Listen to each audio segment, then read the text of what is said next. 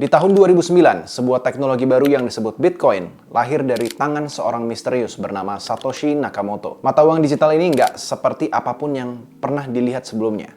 Nggak ada bank, nggak ada pemerintah yang bisa mengatur, dan semua transaksinya direkam di jaringan komputer global yang disebut dengan nama blockchain. Bitcoin muncul sebagai jawaban atas kekecewaan terhadap sistem keuangan tradisional, terutama setelah krisis finansial tahun 2008. Tapi di awal kemunculannya, Bitcoin cuma dikenal sama orang kalangan kecil, seperti programmer, teknisi, dan orang-orang yang percaya sama ide kebebasan finansial. Di sisi lain, ada bagian internet yang nggak semua orang tahu, yaitu namanya Dark Web. Ini adalah tempat di mana orang bisa bertransaksi secara anonim dengan bantuan jaringan seperti Tor browser. Di sini orang jual beli barang-barang ilegal seperti narkoba, senjata, bahkan data pribadi curian. Saat Bitcoin masuk ke dunia ini, semuanya berubah. Bitcoin memberi solusi untuk masalah terbesar dari Dark Web, yaitu bagaimana cara membayar sesuatu secara jarak jauh tanpa bantuan bank dan official dari pemerintah. Dengan anonimitasnya, Bitcoin langsung jadi favorit para pengguna Dark Web. Dan sejarah Bitcoin dengan Dark Web ini yang menjadi cikal bakal Bitcoin menjadi salah satu aset paling berharga di seluruh dunia. Dan di video kali ini kita akan membahas salah satu marketplace paling besar di Dark Web bernama Silk Road. Sebuah dark web yang akhirnya membuat Bitcoin diadopsi sama banyak orang di seluruh dunia.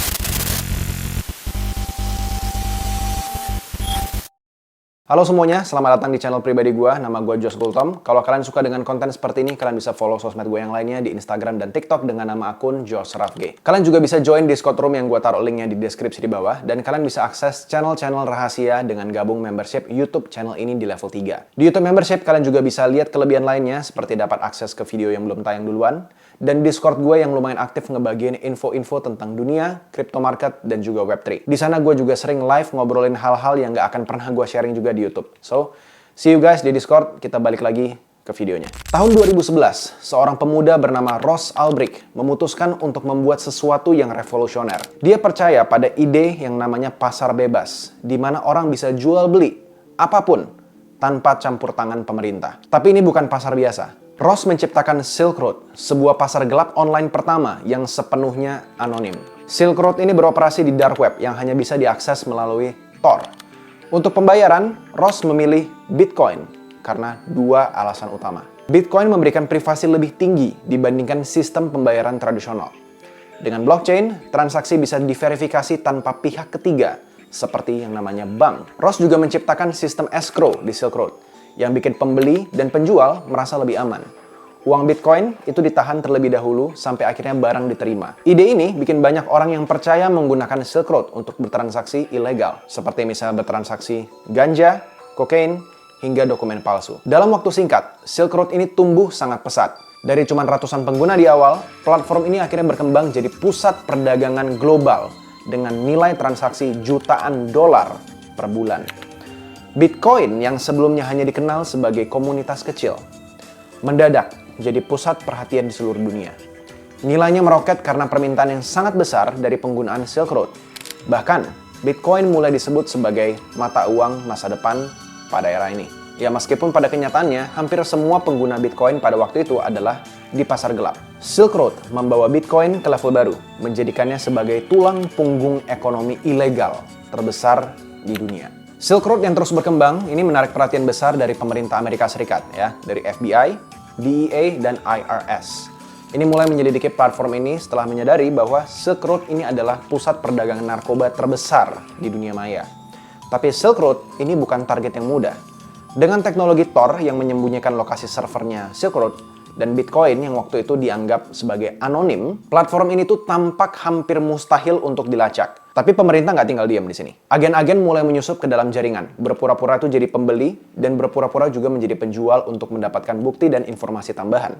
Tapi usaha ini nggak cukup untuk menemukan orang di balik Dread Pirate Roberts, nama samaran pemilik Silk Road. Ross Ulbricht ya, pendiri daripada Silk Road, itu sebenarnya sangat berhati-hati ketika dia menjalankan bisnis ini.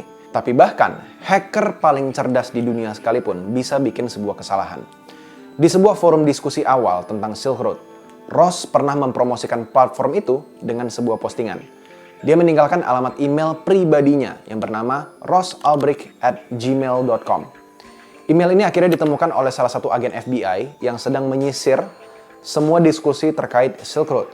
Dari email itu, agen akhirnya berhasil menghubungkannya dengan Ross Ulbricht, seorang pemuda dengan latar belakang ilmu fisika yang tampaknya nggak mencurigakan sama sekali. Jejak digital yang lain ini juga menguatkan bukti bahwa Ross itu pernah memposting pertanyaan teknis di forum terkait penggunaan server anonim.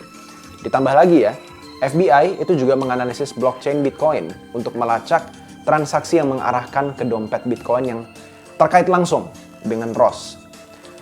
Perlahan tapi pasti, identitas asli Dread Pirate Roberts ini mulai terbongkar. Pada Oktober tahun 2013, FBI akhirnya memutuskan untuk menangkap Ross di sebuah perpustakaan umum di San Francisco. Tapi ini bukan sekedar penangkapan biasa. Para agen ini harus merebut laptop Ross saat dia itu masih aktif. Karena kalau dia tertutup atau dalam keadaan terkunci, semua data di laptop itu akan otomatis tidak bisa diakses. Dua agen itu berpura-pura bertengkar di dekat meja Ross untuk mengalihkan perhatiannya dia ini. Dan saat Ross itu lagi melihat ke samping, sedang menoleh, agen yang lain ini dengan cepat menyambar langsung laptopnya Ross. Operasi ini berhasil dan laptop Ross yang penuh dengan bukti ini akhirnya berhasil diambil. Dokumen transaksi Bitcoin bernilai jutaan dolar, buku harian Ross yang mencatat setiap langkah operasinya, dan data lengkap penjualan yang berada di dalam Silk Road. Pada 2 Oktober 2013, Silk Road resmi ditutup pada akhirnya. Ratusan juta dolar dalam bentuk Bitcoin itu akhirnya disita oleh FBI yang kemudian dilelang dengan harga jauh di bawah nilai Bitcoin pada saat itu. Ironisnya, ya, penutupan Silk Road ini itu justru membuat Bitcoin semakin terkenal. Media di seluruh dunia akhirnya meliput cerita ini dan membahas bagaimana teknologi baru seperti blockchain dan Bitcoin bisa dipakai untuk sesuatu yang begitu besar, baik ataupun buruk. Setelah Silk Road, pasar-pasar gelap di dark web itu mulai bermunculan lagi, seperti yang namanya Alphabay dan Hansa Market. Tapi pada saat yang sama, Bitcoin ini mulai diadopsi untuk penggunaan yang legal juga. Bursa kripto seperti Coinbase dan Binance ini pun muncul, menawarkan cara mudah untuk membeli dan menjual Bitcoin secara sah. Bitcoin juga akhirnya mulai menarik perhatian perusahaan besar dan investor institusional. Nilainya itu terus naik dan bikin orang mulai melihat Bitcoin sebagai emas digital, aset yang langka dan bernilai sangat tinggi. Dari mata uang yang dulunya diasosiasikan sebagai transaksi gelap, sehebat apapun usaha pemerintah di seluruh dunia untuk mematikan Bitcoin, sampai sekarang, tahun 2024, Bitcoin masih berjalan. Bitcoin telah berevolusi jadi simbol kebebasan finansial dan inovasi teknologi di dunia modern. Kalau kalian suka dengan Bitcoin dan kripto lainnya, dan kalian belum punya komunitas, gue sangat menyarankan kalian masuk ke komunitas Discord. Percaya sama gue, kalian nggak mau ya namanya beli Bitcoin atau aset kripto lainnya tanpa mengerti apa yang sebenarnya terjadi di market. Info-info A1, ya, info-info insiders, orang dalam, dan info-info daging itu cuma bisa kalian dapetin di komunitas yang berbayar. Kalau kalian dapetin info itu dari YouTube kayak gini sekarang, itu beritanya sudah pasti telat ya, karena gue harus terima dulu informasinya, gue harus menulis dulu naskahnya, dan gue harus syuting, editing, dan lain-lainnya. Info-info paling cepat dan paling berkualitas itu adalah info yang kalian dapat dari grup eksklusif berbayar atau grup-grup eksklusif yang bahkan nggak semua orang bisa masuk. Di video kali ini gue mungkin bisa rekomen kalian untuk masuk ke satu Discord yang namanya Crypto Galaxy, dan ini gue sebutin pure karena gue emang beneran senang berada di dalam. Ya, ini pendirinya tuh namanya Hans, yang dulu pernah ciptain Akademi Kripto Jakarta, ya, Discord grup gratis. Cuman grup gratis kayak grup itu cenderung bikin grupnya tuh hancur dan isinya tuh jadi chaos. Sehingga sekarang ada grup berbayar yang isinya tuh lebih terfilter member-membernya. Di dalam kalian bisa dapetin banyak info tentang makroekonomi yang menurut gue itu luar biasa penting, info-info koin, dan ada juga live-live daging yang sering banget muncul dan kadang ngebahas info-info rahasia yang nggak bisa di-sharing ke publik sama sekali. Percaya sama gue, uang yang kalian bayar itu bakal worth it kalau kalian serius di industri ini. Uangnya itu sama sekali nggak seberapa dengan komunitas yang bakal kalian dapetin. Kalau kalian daftar sekarang, itu lagi ada diskon kalau kalian masukin nama gue Josh di form referral pendaftarannya. Sekali lagi, percaya sama gue, kalian akan kebingungan masuk ke industri ini tanpa yang namanya komunitas. Bahkan yang udah jago sekalipun di industri ini, itu mereka punya komunitas rahasia-rahasia mereka masing-masing. Ini adalah industri yang basisnya komunitas. So, usahakan kalian masuk ke komunitas apapun. Yang penting jangan yang gratisan. Oke, itu aja. Kita lanjut ke ceritanya.